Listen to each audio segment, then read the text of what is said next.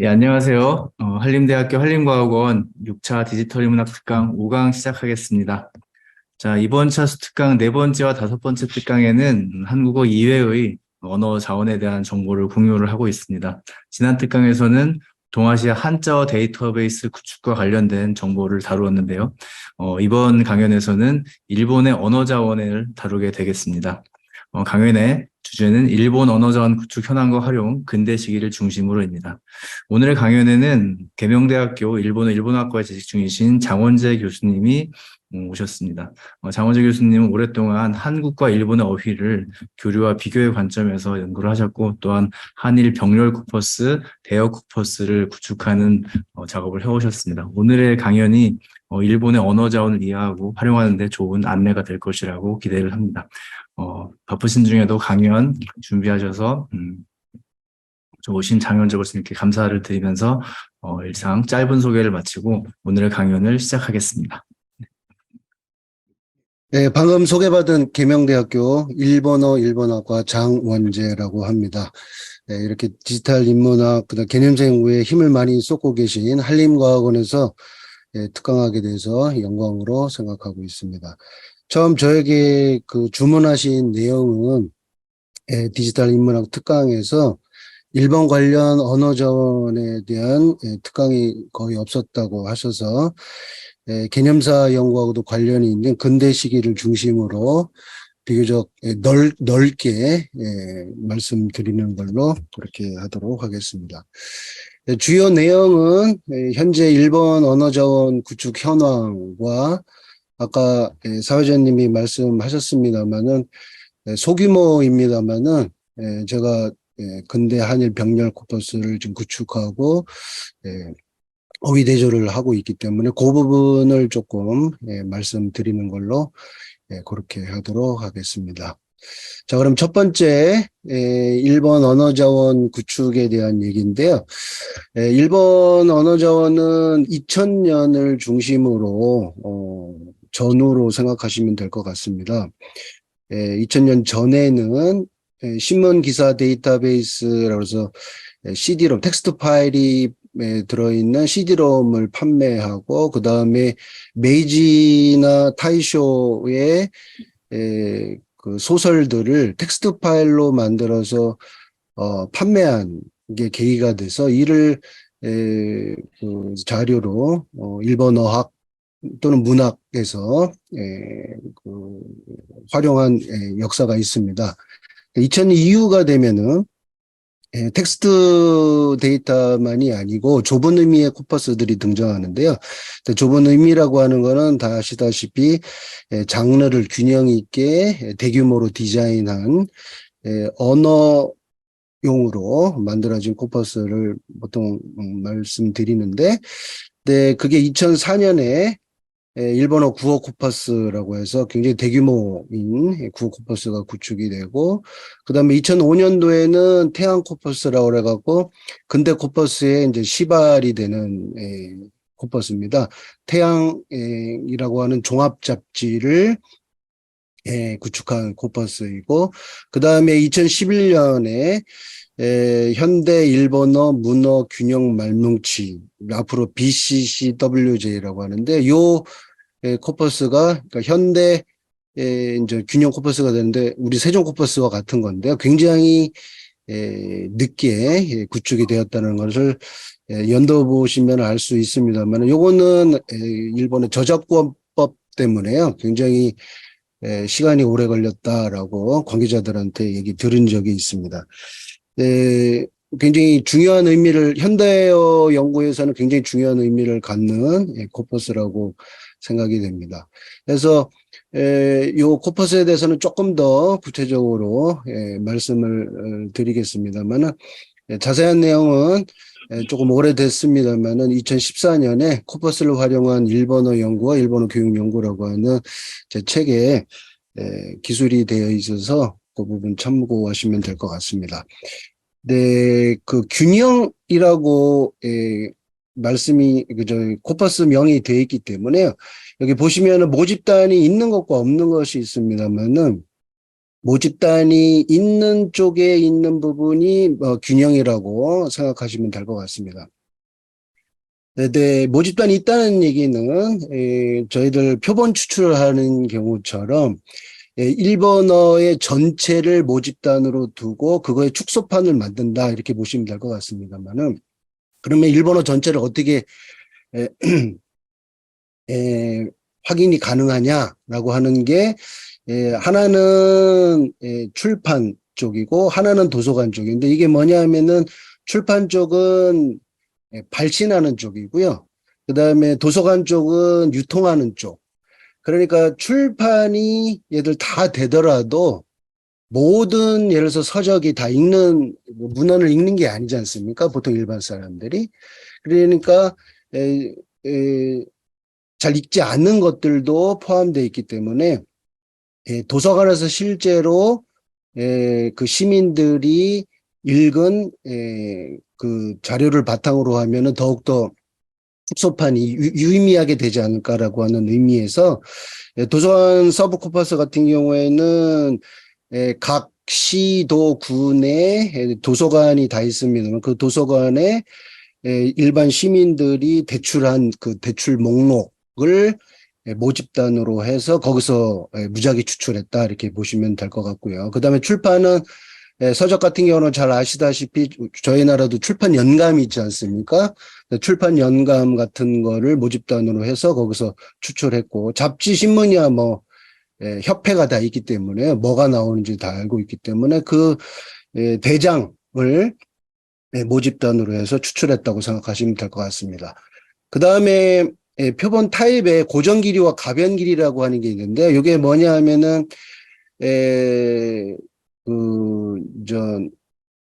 서적을 고르게 되면, 문헌을 고르게 되면은 추출하기 위해서는 페이지를 정해야 되고, 그 다음 페이지가 정해지면은 그 행수가 정해져야 되고, 행이 정해지면은 그 행에서 출발하는 문자 위치를 정해져야 되는데, 그 위치가 정해지면 그 위치가 포함된 문장의 앞부분부터 시작해서 천자를 뽑아냅니다.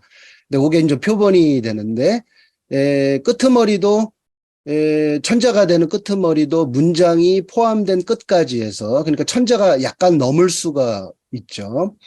근데 왜 고정 길이로 하냐 하면은, 예를 들어서 통계적인 데이터를 추출해내거나 아니면 어휘표를 작성하기 위해서는 표본 길이가 길어지면은 그 표본의 길이가 너무 길어지면 내용도 유사한 내용이 있기 때문에 그 유사한 내용으로 인해서 어휘의 편중 현상이 일어나거든요. 그래서 짧으면 짧을수록 표본 길이가 좋습니다만은, 너무 짧으면은 시간과 노동과 비용이 너무 들기 때문에 적당한 선이 필요하거든요.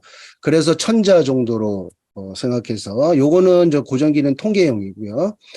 때 천자 정도면은 그 문장의 연구가 또 하기가 어렵지 않습니까? 그래서 가변 길이는 뭐냐면은 아까 같이 표본의 시작점이 정해지면은 그 점을 포함한 절이나 장을 통째로 뽑아내는 거죠. 그렇게 되면은 이제 문장과 문장, 단락과 단락 간의 관계를 알 수 있기 때문에 둘 다 양쪽을 채용했다 이렇게 보시면 될 것 같습니다.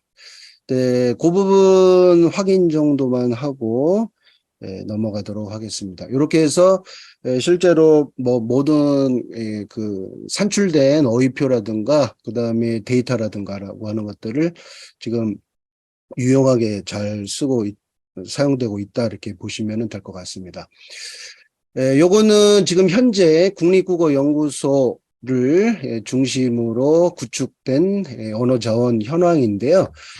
첫 번째가 지금 BCCWJ 조금 전에 말씀드린 1억 어절이고, 그 다음에 1억 어절 갖고는 소수의 용례는 파악하기가 어렵기 때문에 그거보다 굉장히 더 큰 자료가 필요해서 유럽어들도 웹 문서를 대상으로 한 100억 어절, 뭐 텐텐 프로젝트라든가 같은 것들이 예전에 있었습니다만, 일본에서도 100억 단어의 요거는 당연히 웹 문서만을 대상으로 한 거고요. 수집된 URL 보시면은 이 정도 크기라고 생각하시면 될 것 같습니다.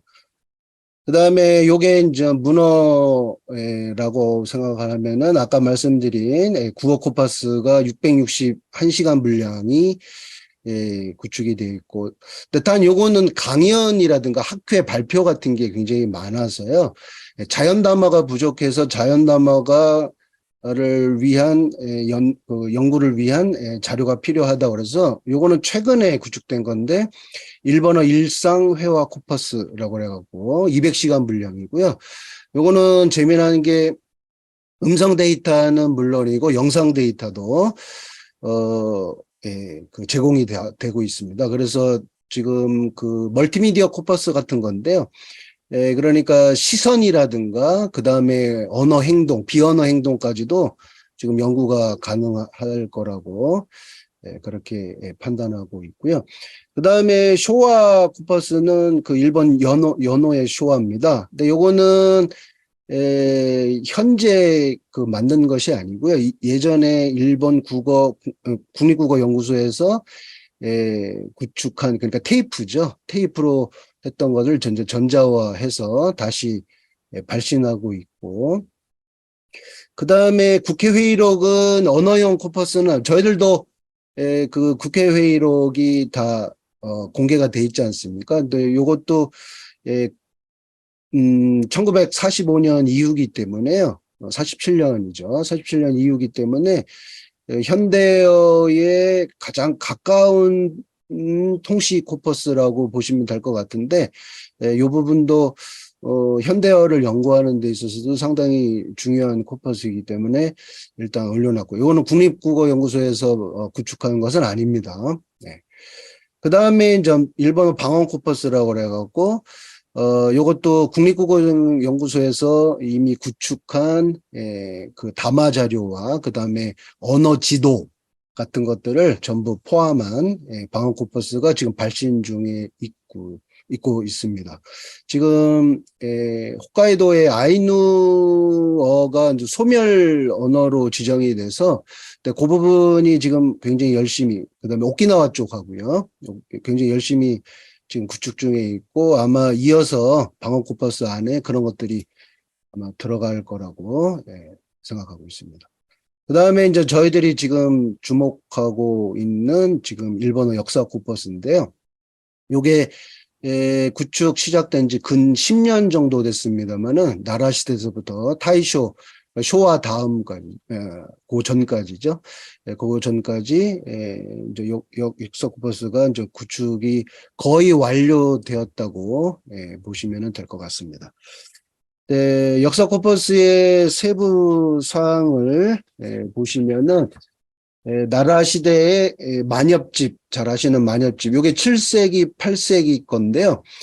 만엽집은 지금 옥스퍼드 대학에 일본 연구소가 있습니다. 일본 연구소가 처음에 만엽집 코퍼스를 만들었거든요. 근데 요 만엽집 코퍼스를 만든 거를 지금 일본 국립국어연구소하고 조인을 해서 나중에 말씀드릴 XML 그 문장 구조화 XML 언어와 그 다음에 추나곤이라고 하는 검색 애플리케이션에 실을 수 있도록 하는 작업을 해서 지금 역사 코퍼스 안에 이 마이업집이 들어와 있다 이렇게 보시면 될 것 같고, 그 다음에 그 이후로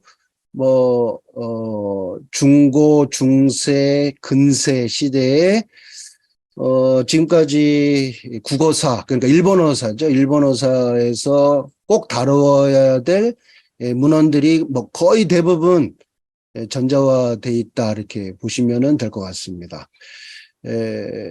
일본에서 지금 한 12년 정도에 걸쳐서 거의 완성이 된 상태고요.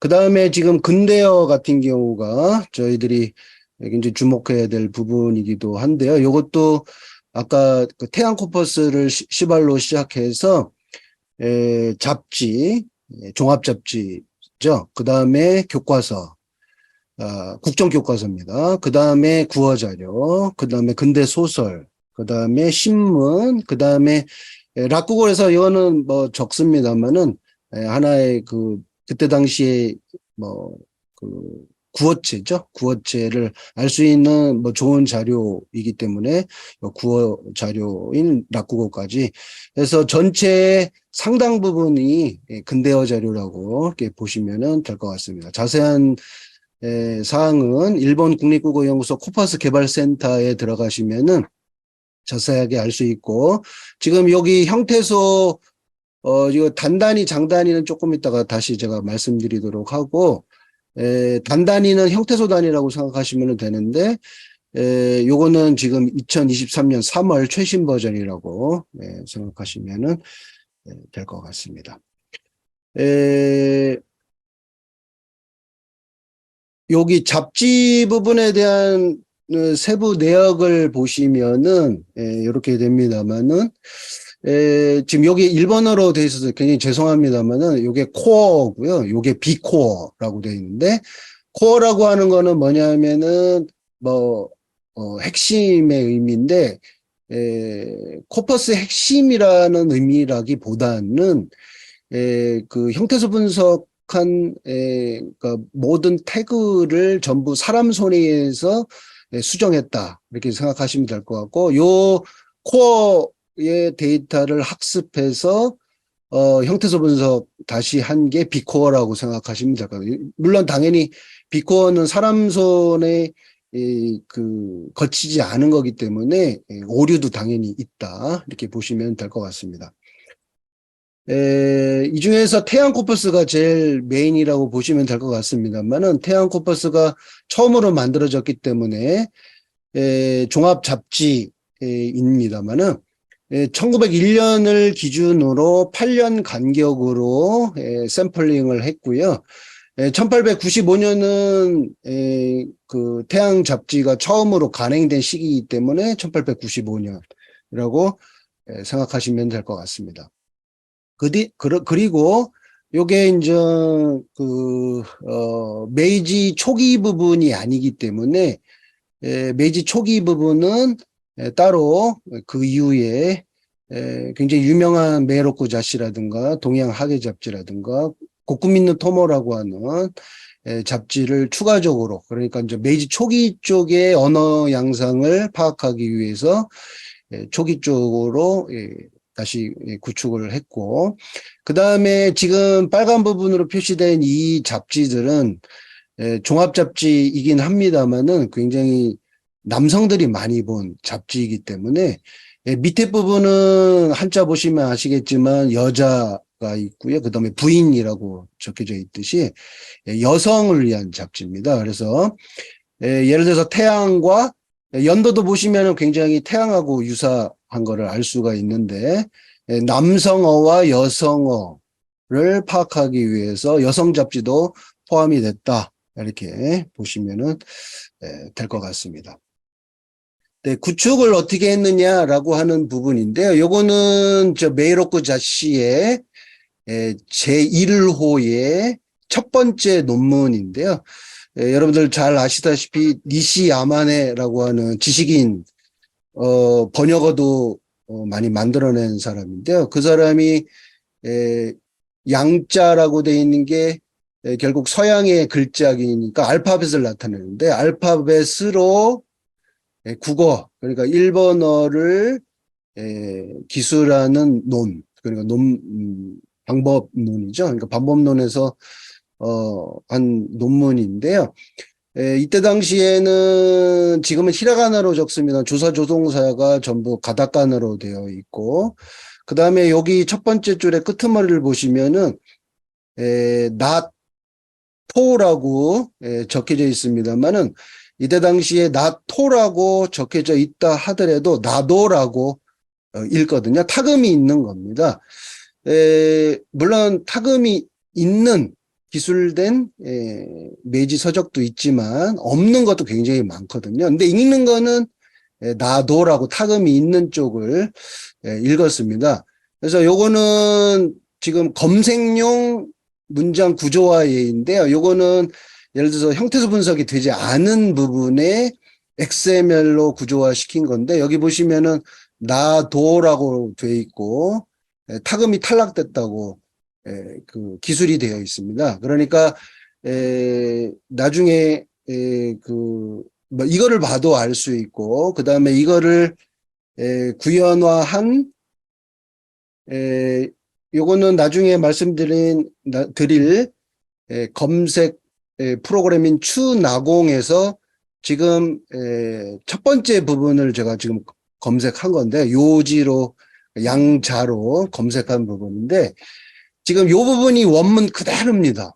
여기 원문 그대로. 근데 여기 보시면 잘렸긴 잘렸습니다만은 나토라고 그대로 나와 있거든요.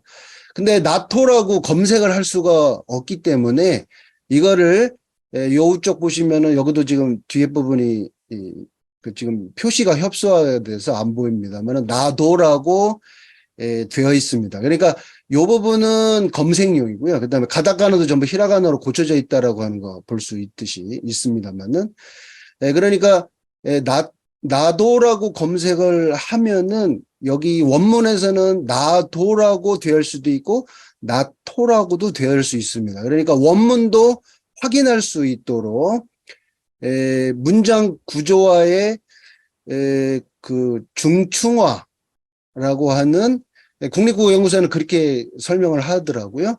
중충화, 그러니까 층을 달리한다라고 하는 의미에서 층을 2개 이상 한다라고 하는 의미에서 그러니까 요거를 보더라도 원문에서는 이렇게 표기되어 있구나라고 하는 거를 알 수가 있습니다. 그다음에 원문을 보려고 하면 요 오른쪽에 보시면은 원문도 링크가 다 되어 있기 때문에 링크는 지금 요 부분이 원문이 링크가 되어 있어서 원문을 확인할 수 있다. 이렇게 보시면은 될 것 같습니다.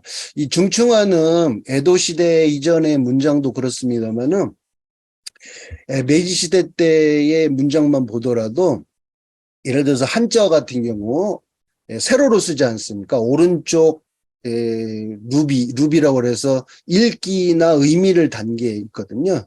오른쪽 루비, 왼쪽 루비라고 해서 읽기와 의미를 동시에 다루는 부분도 있기 때문에 이거를 어떻게 구조화시키느냐가 상당히 어렵지 않습니까? 그러니까 그것들을 좀 구조화시키려면 이런 중충화로 해서 2개 이상을 통해서 우리가 검색하고 알 수 있도록 그런 연구들을 지금 많이 하고 있고 그렇게 해서 구현화시키고 있는 것 같습니다.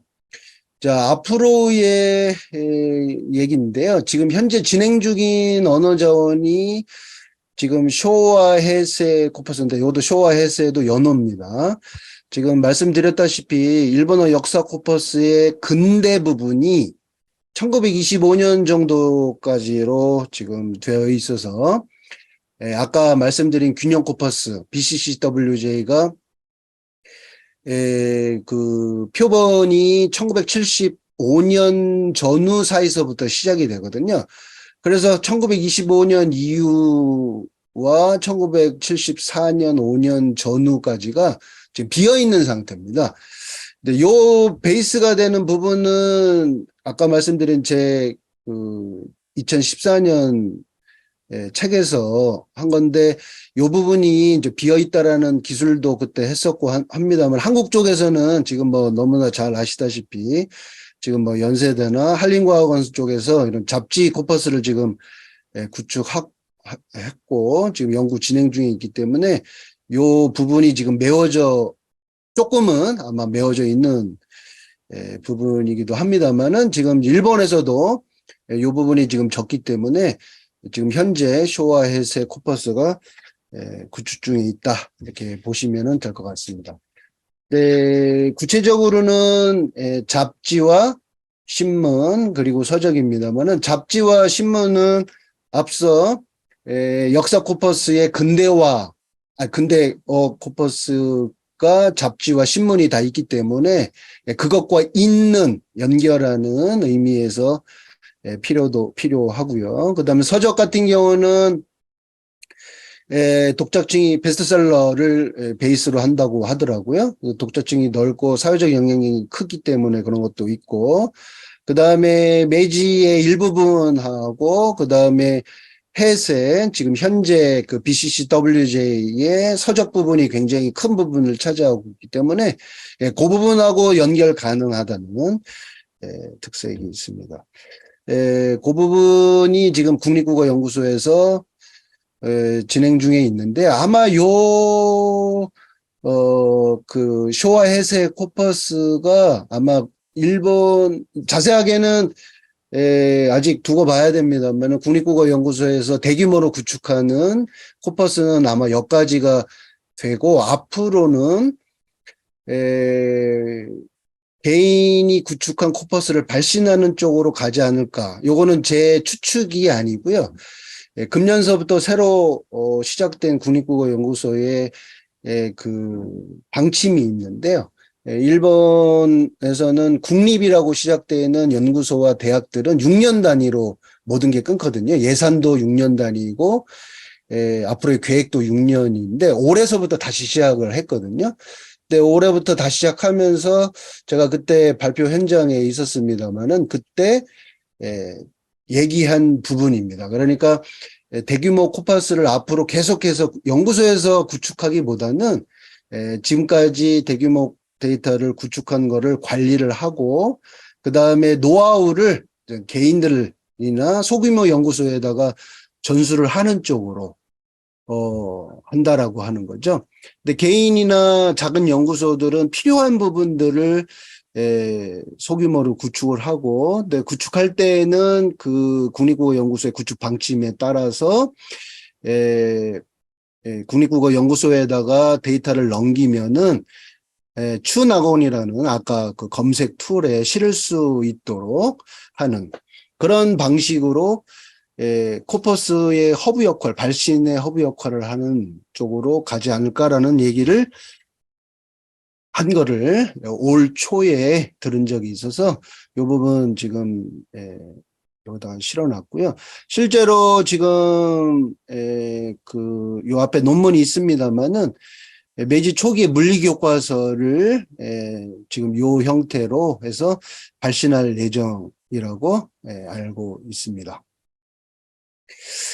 근데 이 언어용으로 만들어진 이 코퍼스는 아닙니다만은 최근에 대규모 데이터 코퍼스가 점점 확대되고 있는 양상입니다만 그 중에 하나가 국회 도서 일본입니다. 일본 국회 도서관의 차세대 디지털 라이브러리라고 하는 게 있습니다. 요거는 구글 북스와 같은 거라고 보시면 되는데요. 구글 북스 안에도 일본어 데이터가 있습니다. 있습니다만은 아무래도 OCR 성능이 한자가 많이 포함되어 있고 지금 여기 보시면은 변체가나라든가 그 다음에 초서체 같은 문헌들이 있지 않습니까? 이런 것들은 지금 그 구글이 그 구글 북스에서 하는 OCR로는 아무래도 어려운 점이 있어서 오타가 굉장히 많다고 보통 얘기를 많이 하거든요. 그래서 많이 일본 쪽에서는 많이 쓰지를 않는데 국회 도서관에서 지금 그 저작권법이 종료된 문헌을 디지털 라이브러리에 올려놓고 근데 그 디지털 라이브러리에서 중요하다고 생각되는 부분들을 이 OCR을 그 차세대 디지털 라이브러리를 하기 위해서 OCR을 다시 개발했다고 되어 있더라고요. 그래서 요 개발 경위도 여기 보면은 다 있는데요. 개발하고 그 다음에 지금 조금 전에 말씀드린 요게 그 중세시대 때 헤이케 모노가타리라고 해서 굉장히 중요한 문헌 중에 하나인데 요게 이렇게 그 구두시지로 그 변체가나로 쓰여져 있는데 이게 지금 보시면은 일본에서는 번각이라고 합니다만은 이거를 이렇게 붓글씨를 그 활자체로 이렇게 번각하는 기술이 벌써 굉장히 많이 고도화돼 있어서 이런 것들을 통해서 지금 저 디지털로 되기만 하면은 지금 OCR로 전부 읽혀서 번각하는 때 이 번각이 성능이 좋기만 하면은 뭐 검색하는 거는 당연히 여러 가지 툴로 검색이 가능하게 되기 때문에 그 중에 하나가 지금 엔그람 뷰어라고 하는 건데, 이것도 지금 발신 중에 있습니다만은, 하나의 예로, 러시아 한자 표기명이 어떻게 됐나 해서, 요거는 지금 도서와 잡지를 포함시켜서 시각화한 건데요. 여기 보시면 아시겠지만 일본어로 되어 있어서 죄송합니다만은 연대마다 출현 빈도를 연대마다 총 그램수로 N그램수로 나눴다고 되어 있거든요. 그러니까 상대 빈도로 지금 표시가 되어 있다.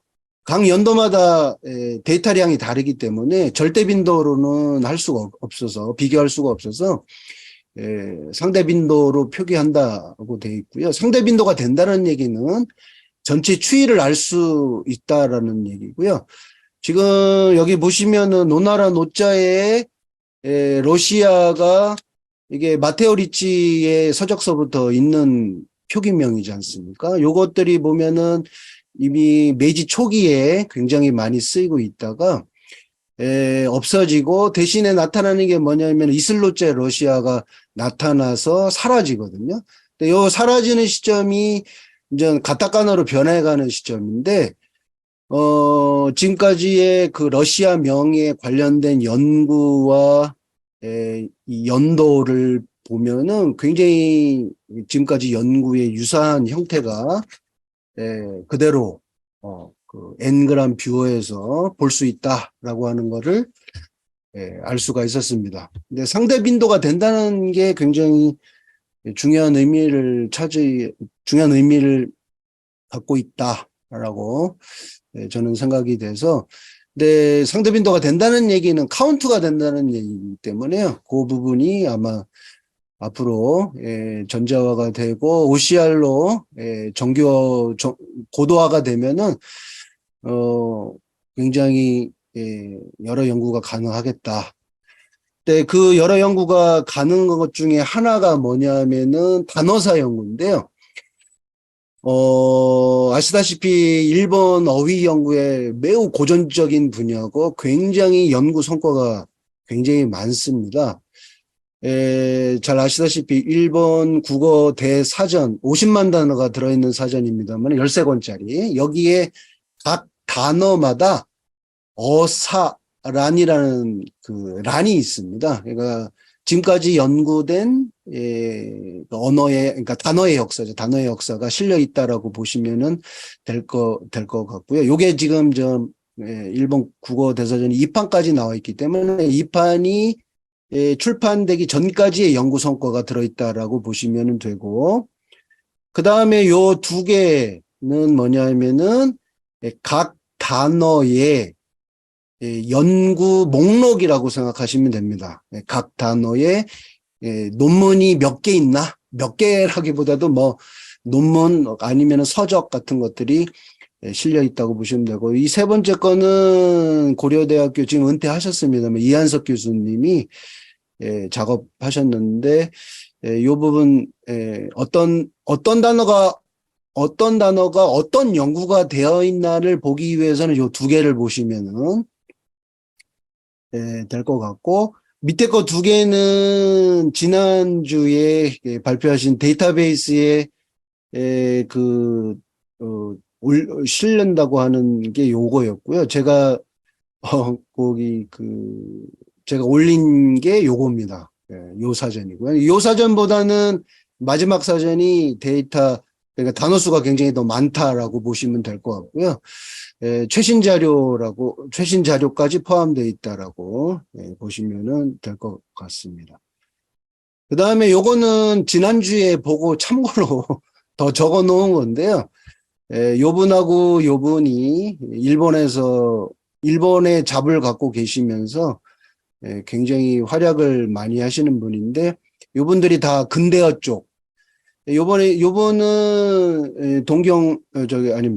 베이징 외국어대학의 교수님이신데, 요 세 분들이 굉장히 활발하게 일본에서도 중국에서도 발표를 많이 하시고 근대어 쪽으로 목록도 많이 갖고 계신 분이라고 생각이 돼서 참고로 일단은 네, 요거는 사실 근대어 연구하기 위해서는 영화사전, 영어 중국어 사전인데요. 화영사전 당연히 있습니다만은 이거는 요 URL로 들어가시면은 검색이 다 되는 요 네 개의 사전이 검색이 다 되는데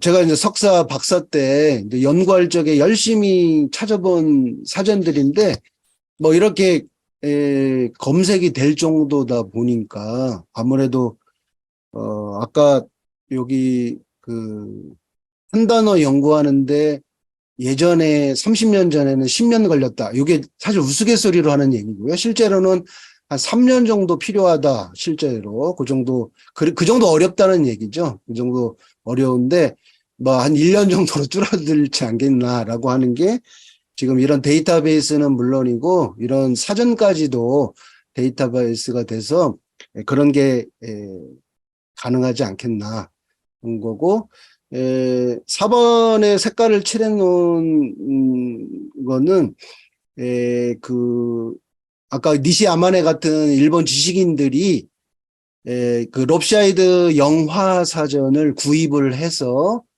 그 번역어를 고민할 적에 굉장히 참조를 많이 했다라고 하는 연구가 많이 되어 있거든요. 그래서 근대 연구할 땐 반드시 이 사전을 봐야 되는데 이 사전도 이제 당연히 이제 다 데이터베이스가 되어 있어서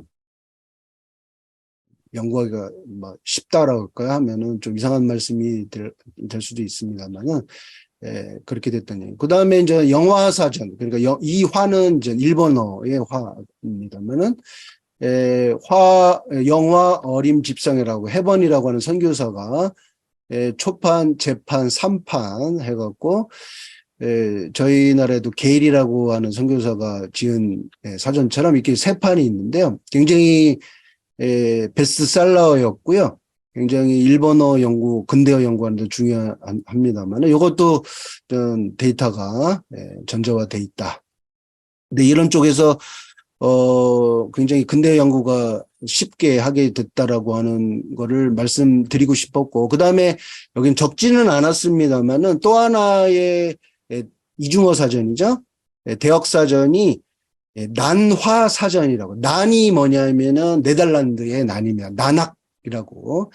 에도 시대 때 난학이 굉장히 일본에서 유행했기 때문에 이 난화, 그러니까 네덜란드 일본어 사전이죠. 그러니까 일본어 네덜란드 사전이 굉장히 중요한 또 근대어 역할을 했기 때문에 근데 그 부분이 아직 그 데이터가 안 돼 있어서 그 부분이 조금 아쉽기는 합니다만은 그 부분을 빼면은 상당히 많은 부분들이 지금 데이터화돼 있고 요거는 조금 전에 말씀드린 거고 그 다음에 여기 보시면은 잡지 기사라든가 전부 메이지부터 다 있고요.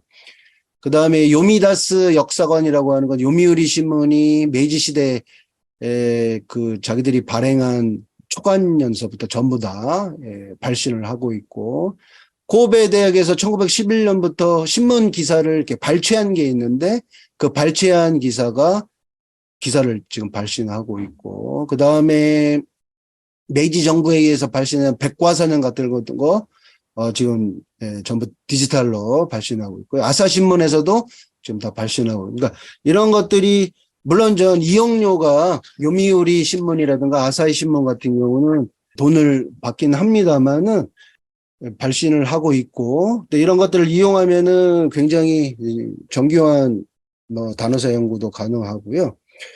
요게 단어사 연구의 결정판이라고 생각하시면 되는데요. 한 단어의 역사를 한 권의 책으로 발행한 삼성당에서 한 시리즈인데 한때 굉장히 히트를 쳤던 물론 지금도 계속 발행은 안 합니다만은 그야말로 단어의 역사 플러스 지금 개념사까지 확장된 거라고 보시면은 될 것 같습니다. 네, 이런 단어사를 연구하기 위해서는 이제 아까 같은 그런 데이터베이스가 필요하고 그 중에 지금 이제 국립국어연구소에서 만든 추나공이라고 하는 검색 프로그램인데요. 굉장히 이용하기 편한 상태로 되어 있어서 간단하게 말씀을 드릴까 싶은데 첫 번째는 검색을 할 때 여기 보시면은 단단위, 장단위, 문자열 검색, 뭐 미치 검색이라는 게 있는데 보통 단단위나 장단위를 좀 많이 검색을 이제 하는데요. 이 단단위가 뭐냐 하면은 예를 들어 형태소 단위라고 생각하시면 되는데 그래서 국립국어연구소를 국립국어연구소로 이렇게 자른 이 단위가 단단위고 그 다음에 장단위는 국립국어연구소 요게 한 단어입니다. 그러니까 우리말로 하면은 어절 단위에 가깝다라고 생각하시면 되는데요. 일본에서는 띄어쓰기가 되지 않기 때문에 1940년대부터 일본어 어휘 조사가 조사를 하기 시작했는데 이 단위, 조사 단위에 대해서 굉장히 고민을 많이를 했습니다. 그래서 지금까지 조사한 단위가 한 10여 개 정도 되는데 대표적인 짧은 단위 중에 하나, 그 다음에 긴 단위 중에 하나라고 보시면은 될 것 같고 그런 것들이 이제 반영이 됐다. 검색 툴에 반영이 됐다 이렇게 보시면은 될 것 같습니다. 그 다음에 검색 방법은 지금 검색 화면이 이 부분이고요. 여기에서 이제 검색을 하는 거고, 근데 검색하는 방법이 약간 까다롭긴 합니다만은 이것도 외람됩니다만은 제 책에도 자세하게 설명이 돼 있고, 그 다음에 하나 더 재미난 거는 검색식으로도 이렇게 검색이 됩니다만은 요거는 뭐 이런 거를 언어를 할 줄 알아서 하는 게 아니고요. 여기에 한번 폼에다가 검색 화면에다 검색을 하면은 여기 검색식에 들어가면은 자기가 검색한 이력이 나오거든요. 근데 검색 이력한 요 한 부분을 요 단어만 바꿔서 여기 단어가 견강이라고 되어 있습니다. 요 부분만 바꿔서 그대로 복사해 주시면은 수백 단어도 한 번에 그 다음에 그 다운받는 그 용례도 다 각각의 파일로 따로 검색을 하기 때문에 아주 편합니다. 그래서 엑셀로도 바로 불러드릴 수도 있고 CSV 파일이나 TSV 파일로 바로 할 수도 있고 해서 편하다는 의미에서 혹시 한국에서도 이런 걸 만들면은 이렇게 편하게 해주면은 아주 좋겠다라고 하는 의미에서 한 거고요. 추나공의 처음에 검색 대상에 여기를 누르시면은 이런 화면이 나타나는데요. 뭐 굉장히 복잡하게 보입니다만은 예를 들어서 시대명이 나라 시대서부터 최근에 있는 쇼와 시대까지 체크를 할 수 있게. 그 다음에 나라 시대 안에서는 만엽집에 1권, 2권, 3권까지 다 이렇게 체크를 할 수 있고 문체별로 뭐 단원별로 장별로도 다 검색이 될 수 있습니다. 요 밑에 거는 메이지 시대 만만 얘기를 한 건데 아까 메이로쿠 잡시 여기 있습니다만 체크를 하면은 메이로쿠 잡시만 아니면 전체 하면은 전체 교과서인데 교과서의 국정교과서의 1기, 2기, 3기 그 다음에 1학년, 2학년, 3학년 순으로도 다 되어 있어서 그 다음에 회화별로 인용 뭐 이런 것들도 다 되어 있어서 굉장히 촘촘하게 섬세하게 되어 있다. 뭐 그런 부분. 지금 단어사 연구에 대한 얘기를 했습니다만은 요거는 어휘사 연구에 대한 건데요. 그러니까 어휘라고 하는 거는 단어의 집합체이기 때문에 단어의 집합, 그룹을 연구를 하는 건데요. 요거는 역시 형태소 분석이 되어 있지 않으면은 어휘사 연구가, 그러니까 단어의 집합을 연구하기는 굉장히 어렵습니다. 그 중에 하나인데, 어휘 등급은 사용률하고 사용 범위를 기준으로 요 5가지로 분류를 한 건데요. 예를 들어서 1그룹이나 3그룹 같은 경우는 기본 어휘에서 불변하고 그 다음에 비기본 어휘에서 불변하는 그룹입니다만은 저희들이 굉장히 주목할 부분은 예를 들어서 4그룹 같은 비기본 어휘에서 그룹이 이제 절 아래죠. 그러니까 여기 보시면은 주변에 있는 어휘에서 이 중심 어휘로 그러니까 기본 어휘로 올라가는 이 그룹들이 굉장히 재미난 부분이고 그 다음에 개념사 연구에서도 재미난 부분이라고 생각이 되는데, 지난주에 한자 데이터베이스, 부분에서도, 말씀이 있었습니다만, 왜 이런 어휘를 연구하게 됐냐, 계기 같은 얘기가, 자의적인 게 아니고, 이렇게 객관적으로, 데이터로 추출해내서, 통계적인 것도 가능합니다만은, 통계적인 수법이 가벼운 통계적인 것들도 이렇게 충분히 가능하다. 예를 들어서 고요 관련해서는 이런 것들이 이제 이런 그룹에 속하는데, 예를 들어서 둔감이라고 하는 말이 먼저 생겼고, 그 다음에 새로운 말이 민감이라는 말이 생겼거든요.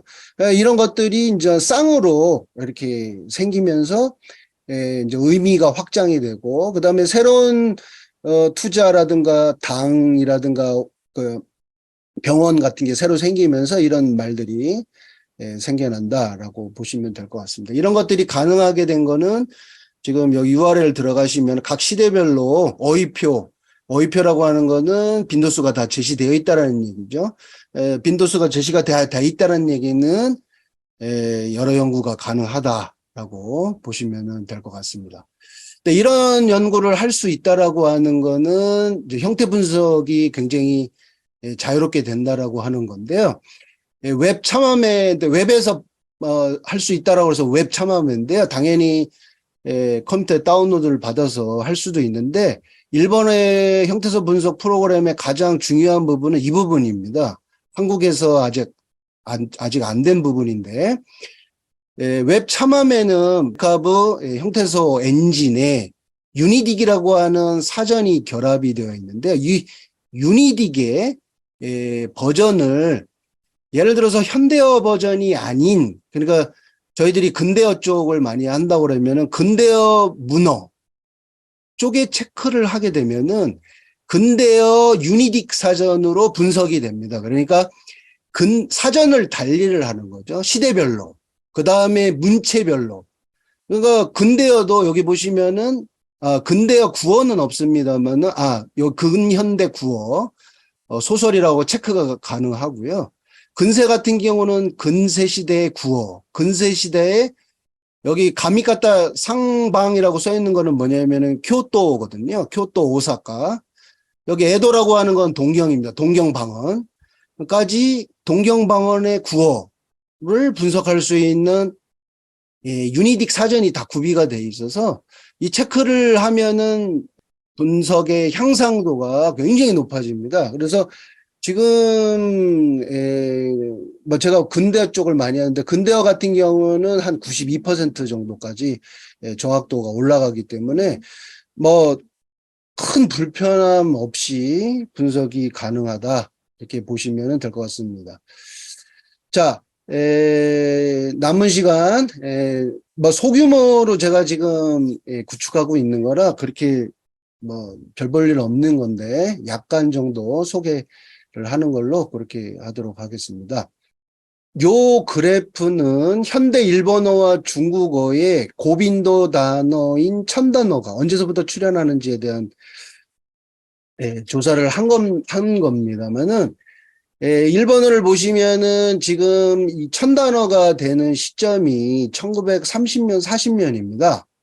그러니까 메이지 초기만 하더라도 벌써 200단어가 지금 성립이 되지 않았다. 그러니까 그 이후에 200단어가 성립이 되었다라고 생각하시면 될 것 같고요.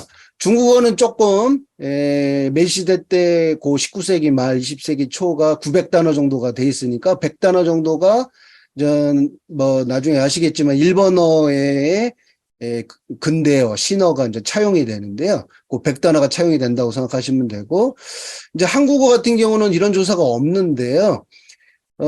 제 연구에 의하면은 일본어와 상당히 유사한 곡선을 그리고 있다라고 추정이 되고, 그 다음에 근대 이후에 한일 간의 공통어휘가 증가하는 것을 보더라도 굉장히 유사한 곡선을 그리고 있다라고 판단하고 있습니다.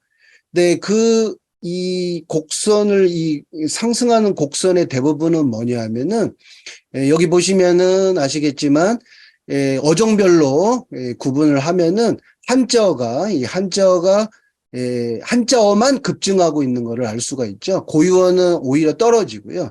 그러니까 현대 일본어의 메이지 이후에 성립된 단어들은 기본적으로 한자어가 많다 이렇게 보시면은 될 것 같습니다.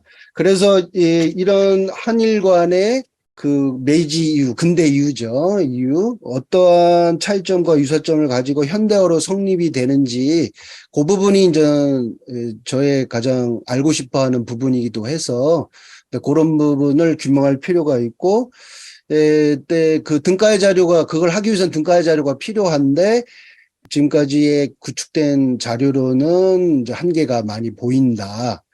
왜 그러냐면은 신문이라든가 잡지라든가 아니면 그런 것들이 시기가 그 차이가 있고 양에 대한 차이도 있고 그다음에 문체라는 것도 이게 굉장히 메지 시대 그다음에 저희 19세기 말 같은 경우는 확립이 되어 있지 않기 때문에 굉장히 혼용되어 있고 그죠? 그래서 그 부분들이 확립이 되지 않는 상태에서 섣불리 대조 연구를 하게 되면은 이게 문체에 따른 차이인지 언어에 대한 차이인지가 분간이 되지가 않아서 그 부분들이 아주 굉장히 어렵더라고요. 그래서 병렬 코퍼스를 그러니까 대역이죠. 그러니까 내용이 같은 자료이면서 언어만 다른 코퍼스를 구축할 필요가 있다라는 생각을 하게 됐고요. 근데 요거는 지금 그 화면에 보시다시피 계열 비교 모델이라고 하는 모델에서 이런 연구들이 굉장히 저한테는 자극을 줬는데요. 동일 내용인 A 자료와 A 자료의 어휘, 그러니까 단어의 집합입니다. B 자료의 어휘와를 매핑을 해서 그 차이점을 추출해내는 건데요. 여기서는 X축이 타임이고요. 그러니까 통시가 되는 거고, Y축이 이제 공시가 되는 건데요. 여기서는 A하고, 여기가 이제 일본어라고 생각하고, 여기가 한국어라고 생각을 하게 되면은, 그래서 1.0이라고 하는 거는 일본어만 있는 어휘고, 3.0이라고 하는 거는 한국어만 고유의 어휘가 되는 거고, 2.2 같은 경우는 서로 공통된 부분, 그 다음에 2.1에서 2.3 이렇게 되어 있는 부분은 좀 비동일, 그러니까 부분인 거죠. 그러니까 비공통 어휘가 되는데, 요 비공통 어휘만을 이렇게 추출해내면은 그 차이점을 좀 알 수 있지 않을까 싶어서, 요 모델이라고 할까요? 이제 요 모델 저도 이제 사용하면서 활용하면서 하는 건데요. 근데 요게 아까 말씀드린 것처럼 저한테 자극을 준 연구가 요 연구인데요. 요거는 일본 내에 그러니까 문체가 다른 요게 이제 12세기 자료인데요. 곤자쿠 모노가타리라고 설화입니다. 설화인데 문체만 다른 겁니다. 요게 굉장히 딱딱한 문체고 우지슈이 모노가타리라고 해서 요게 이제 아주 조금 부드러운 문체. 그러니까 내용은 같습니다. 같은 설화고요. 근데 요거를 이제 단어 단위 병렬 코퍼스로 구축해서 문체의 특징적인 어휘를 추출해 냈는데 지금까지 한 번도 언급되지 않은 어휘들을 추출할 수 있어서 굉장히 재밌게 그다음에 일본 국어학에 굉장히 영향을 끼친 문헌이라고 보고 이 부분에서 굉장히 기본적으로 자극을 받아서 저도 하기 시작했고 아래 거는 교갱이라고 그래서 뭐 연극 같은 건데 중세시대 연극인데 서사연도가 다른 것 뿐입니다. 그러니까 동일 내용이고 서사연도가 다른 문체도 똑같고요. 그러니까 요 시기에 이제 언어 변천의 차이점을 알 수 있지 않을까. 요 부분도 굉장히 재미난 언어라고 봅니다만은 그래서 제가 우리나라가 이제 대역 자료가 19세기 말부터 물론 그 전도 있습니다만은 일본어와 관련해서는 19세기 말서부터 있기도 하고 그다음에 우선적으로 그 일본어와 한국어를 보기 위해서는 요 초기 부분 그러니까 교류의 초기 부분이 필요하다고 해서 이 부분을 제가 지금 하고 있고요. 번역 리스트를 작성을 해야 되는데 그러기 위해서는 그러니까 모집단 같은 리스트가 작성이 돼서 거기서 뽑아야 되기 때문에 일단 김병털 1975에서 나온 리스트들하고 여기서는 이제 문학 작품만 많이 나오고요. 그거 갖고는 부족하기 때문에 1번 문헌을 저번으로 한 한국어 번역본이라고 기술되어 있는 문헌에서 제가 읽으면서 계몽서나 교과서나 전문서나 이런 것들을 추출해서 리스트화 시켰고, 그 다음에 일본 문헌과 수집을 해서, 내용을 수집을 해서 98개 정도를 리스트화 했고, 그 리스트화한 게 뭐 메모 형식으로 이렇게 되어 있고요. 이 중에서 4개를 일단 뽑아서 해보자라고 한 건데요. 그러니까 왼쪽이 일본 저본이고, 오른쪽이 이제 한국 번역본인데 기본적으로 NDC가 뭐냐면은 일본 도서관 분류법인데 요거는 똑같습니다. KDC하고도 그러니까 한국 도서관 분류법하고 똑같아서 그거를 참고하면서 국민수학독보는 잘 아시다시피 근대 우리 국어 최초의 교과서이고 그다음에 두 번째 거는 육일준이 번역한 역사서, 그다음에 이필선이 지은 박물학 이과 교과서 같은 거죠. 그 다음에 최남선의 자조는 셀프 헬프를 스스로 돕는 자를 돕는다를 한 그 셀프 헬프를 일본 사람이 번역한 거를 다시 번역한 중역이죠. 이 부분은 굉장히 중요한 자료이기도 해서 이렇게 해서 이제 4가지 정도로 문장 단위 정렬 코퍼스를 일단 만들었고요. 정렬된 문장 수는 요 정도 규모입니다. 그러니까 뭐 많지는 않고요. 네, 요 부분에서 그 일괄적으로 어휘를 추출하려고 그러면은 단어 단위로 추출을 하는 게 좋아서요. 일단 단어 단위로 추출을 한 게 요 부분이고, 요 부분이 형태소수의 규모라고 생각하시면 되는데 아주 많지 않은 규모라고 생각하시면 됩니다. 뭐 연구에 필요로 한 뭐 태그가 몇 개 정도 있고요. 요게 이제 뭐 그런 데이터라고 보시면 될 것 같고요. 왼쪽이 일본어고 거기에 대한 형태소 정보고요. 오른쪽이 한국어 대역되는 매핑된 한국어라고 보시면 되고요. 요게 이제 뭐 오가 생략됐다라고 하는 부분이고요. 근데 요거는 이제 어떻게 아까 말씀드린 것처럼 대응되는 양상을 어종으로 본 건데요. 요 대각선으로 요 부분이 같은 어종으로 대응되는 현상인데요. 보시면은 비교적 같은 어종으로 대응되는 것들이 굉장히 많이 보이는데, 예를 들어서 일본어는 고유어인데 한국어는 한자어나 혼종어로 되는 비율이 굉장히 높아 보이는 걸 알 수가 있고, 뭐 외래어 같은 경우는 일본어 가다카나인데 한국어는 한자 표기로 하는 경우가 많이 보이는 거를 알 수가 있죠. 각각의 세부 사항을 이제 들여다보면은 어떤 건지를 알 수 있는데 요거는 일본어의 고유어인데 한국어는 한자어로 대응되는 유형의 일부를 뭐 한자 투로 그죠? 한문 투로 이렇게 부정어 같은 경우는 이렇게 된 것도 있고 이렇게 수식 구조 같은 것들도 그대로 한자 표기로 그다음에 복합동사 같은 것도 일본어는 복합동사인데 한국어는 한자 표기로 형용사를 가따이라고 이렇게 표기되는 것들을 굉장히 바라이티가 많은 한국어로 이렇게 번역되거나 예를 들어서 만들다라고 하는 동사들도 제조, 제작 이런 식으로 굉장히 바라이티가 많은 근데 이런 것들이 유의미한 대어거들인지 그때 당시에 정말 이렇게 번역이 되어야만 하는지에 대한 것들은 이런 자료를 보고 데이터를 늘려서 확인을 해봐야 될 것 같고요.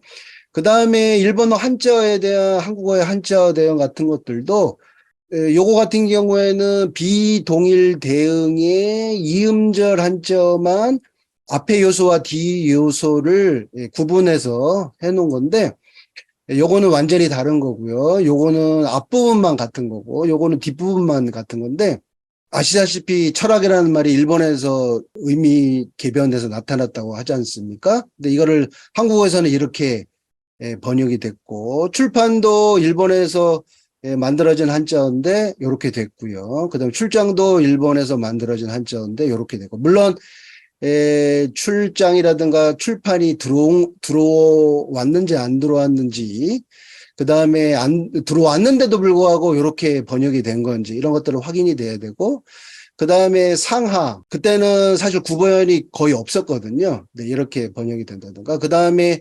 양으로 번역됐냐, 해로 번역됐냐, C를 오신이나 C를 번역되는 그때 양상이 좀 달랐기 때문에, 네, 이렇게 그때 당시에는 굉장히 이런 것들이 굉장히 많았어서 이런 것들도 굉장히 재미난 현상이라고 보고 있거든요.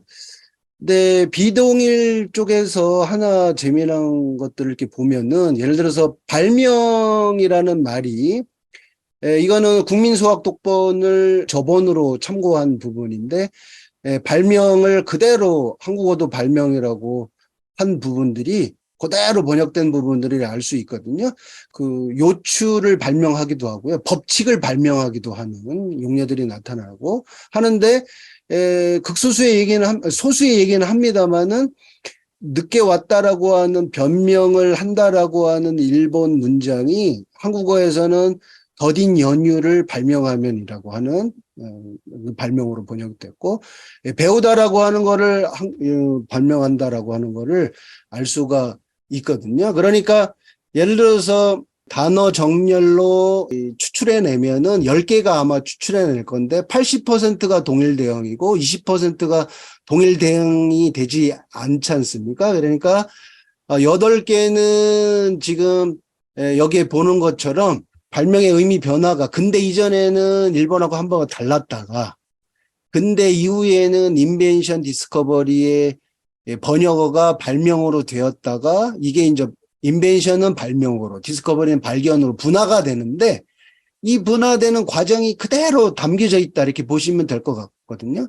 근데 이제 그 20%가 이제 비동일 대응인데 그 20%의 비동일 대응을 이렇게 바라보면은 요 의미가 그때 당시에 달랐다라고 하는 거를 추출해낼 수 있지 않을까 그런 부분들을 그래서 그런 부분을 좀 뭐 하나의 예시로 할 수 있고요. 그 다음에 또 하나의 예로서 지난주에 대한 얘기도 나왔습니다만 동소 도치라고 되어 있습니다. 저는 자순도치라고 이렇게 씁니다만은 글자의 순서가 도치됐다라고 하는 이것도 결국 비동일 대응의 하나의 예인데요.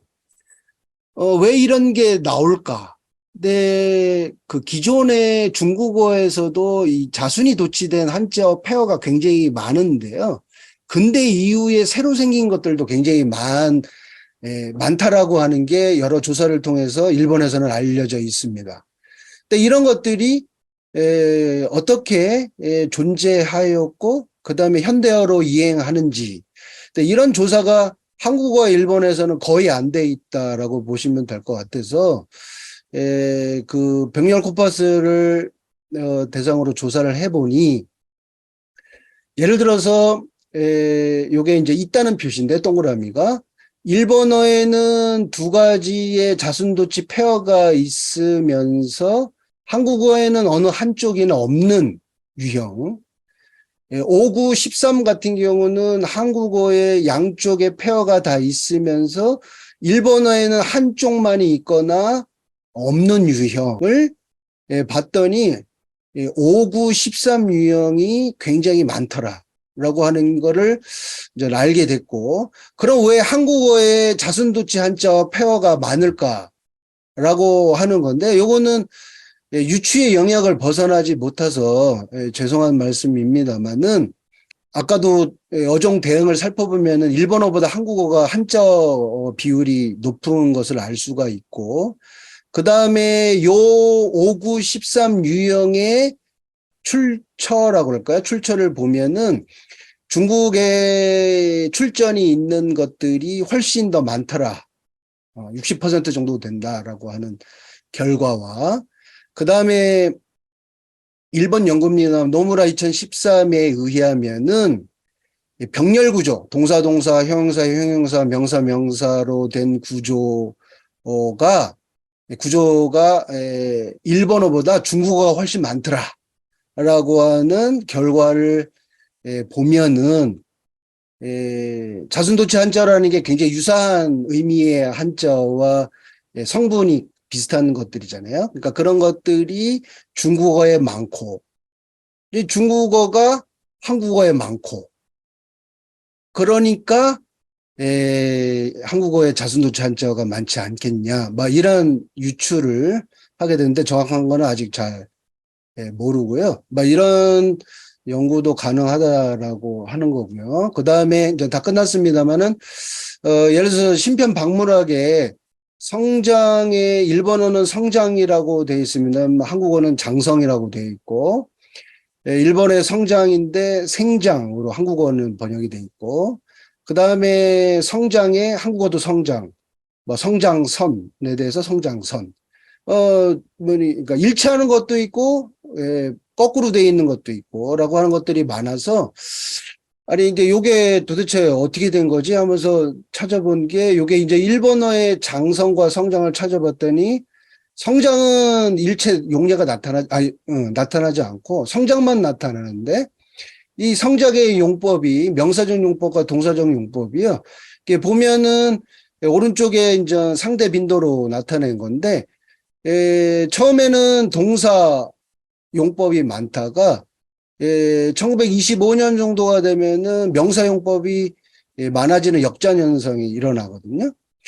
근데 그런 언어 변화가 생기는 게 있고, 그다음에 한국어 같은 경우에는 19세기 말 같은 경우는 압도적으로 장성이 많고요. 현대어로 가까이 가게 되면은 뭐가 많아지냐 하면은 성장이 절대적으로 많아집니다. 근데 요게 성장이 많아지면서, 그러니까 성장과 장성이 유의어가 혼재되면서 성장은 용법을 보시면은 동사 용법만 두드러지게 많고요. 성장 같은 경우에는 명사도 어느 정도 있고 동사도 어느 정도 있는 그런 양상을 띠게 됩니다. 그러니까 유의어가 생존하는 이유가 생존을 하려면은 서로 다른 용법을 갖고 있어야 되고 서로 쓰임이 나눠지게 되지 않습니까? 근데 그런 부분들이 이런 장성과 성장이, 그러니까 장성이 먼저 우리 한국에 있었는데 새로운 아까 그 주변어휘에서 중심어휘로 들어온 이 성장이 아마도 명사적 용법을 아마 성장해서 갖고 오지 않았나, 뭐 이런 추측을 한 연구의 일부분이고요. 그러니까는 그 형태입니다만, 요거는 품사가 다양되는 형태인데요. 그러니까 관리 대응되는 건데, 이것도 재미난 현상이라고 보는데, 예를 들어서 일본어의 일정, 그러니까 노라 의에 해당되는 건데, 명사로 쓰였음에도 불구하고 한국어는 일정한, 동사나 형용사나, 동사나 형사로, 그 다음에 발명의가 발명하던, 그 다음에 건조의가 일본어입니다. 한국어는 여기 있습니다. 건조한. 그 다음에 희박의가 되는 게 희박한, 여기 희박한, 한랭의가 한랭한, 이런 식으로 품사가 달라지는 현상이 있는데, 이게 현대어에서는 지금까지 연구에 의하면은 일본어는 명사지형 언어, 한국어는 동사지형 언어. 그러니까 동사라고 하는 건 꼭 동사만이 아니라 용언까지, 형용사까지 포함인데요. 그 차이가 있는데, 요게 그때 당시에도 동일한 역할을 하고 있는 건지, 아니면은 이 19세기 말 때에는 새로운 어휘가 들어와서 정착할 때 그 품사가 여러 가지 형태로 나타나는데, 거기에 한정되게 나타나는 건지 어떤 건지, 이것도 연구가 거의 안 돼 있기 때문에 이것도 연구할 필요가 있다라고 하는 측면에서 얘기했고요. 근데 이거는 고성능 텍스트 마이닝 툴 같은 거라고 보시면 되는데, KH 코더라고요.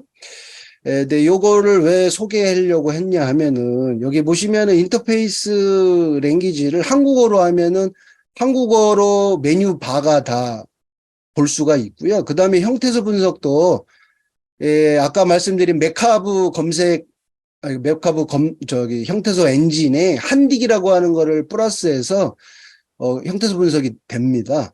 근데 요걸로다가 분석을 해서 지금 요 과정으로 인해서 예를 들어서 지금 여기 나오는 것 같이 다양한 분석이 클러스터 분석, 그다음에 다차원 분석, 그다음에 공기 네트워크 분석, 그다음에 유사도 행렬, 대응 분석 이런 것까지 다 뭐 가능하고, 그다음에 지금 여기 히구찌라고 하는 사회과학 연구하시는 분이 만드신 툴인데요. 이 부분이 지금 계속 멘테넌스를 하고 있고, 지금 여기 책에서도 알 수 있듯이 요게 매뉴얼 에도 들어 있습니다만은 지금까지 이 KH 코드로 연구한 사례들, 연구 방법론들까지 다 실려져 있어서 굉장히 유용하다고 생각이 돼서 말씀드리고, 그 다음에 2판까지, 이 세가 아니고요. 2판까지 나왔다는 얘기는 뭐 어느 정도 많은 사람들이 지금 보고 있고 그런 책들을 요구하고 있다. 이렇게 볼 수 있을 것 같아서 간단하게 했고요. 요 URL 들어가시면은 다 다운로드 받을 수 있기 때문에 다운로드 받으셔서 통계 프로그램도 R도 들어가 있기 때문에요. R로 통계 분석을 하고 있다 이렇게 보시면 될 것 같습니다. 일본 언어 자원과 그다음에 제가 하고 있는 병렬 코퍼스에 대해서 간단하게 말씀드렸습니다. 경청해 주셔서 대단히 감사합니다.